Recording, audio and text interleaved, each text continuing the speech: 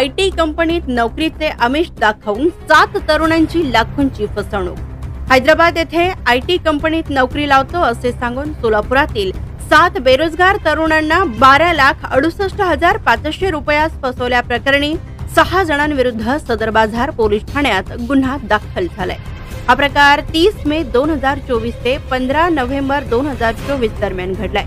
तर मोहम्मद अब्दुल अजहर इम्रान राहणार विजयनगर कॉलनी, आसिफ नगर, हैदराबाद आणि फातिमा सईदा विशाल श्रीकांत किरण कुमार तारासी सर्व राहणार हैदराबाद, तसेच जी.आर. बेनहूर राहणार सिकंदराबाद, जेनकुला नवनीत राहणार हैदराबाद असे गुन्हा दाखल झालेल्यांची नावे आहेत।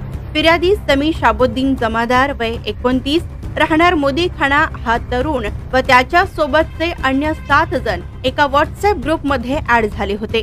ग्रुपवर हैदराबाद येथे आयटी कंपनीत नोकऱ्या असल्याची जाहिरात पोस्ट करण्यात आली होती। यावेळी समी जमादार व अन्य सदस्यांनी जाहिरात पाहून संबंधित नंबरवर संपर्क केला। समोरील व्यक्तीने नोकरी लावण्याचे आमिष दाखवून प्रत्येकाकडून 1.5 ते 2 लाखांपर्यंत पैशांची मागणी केली। पैसे ट्रान्सफर करून ही नोकरी मिळत नसल्याने त्यांनी अब्दुल इम्रान याची भेट घेतली।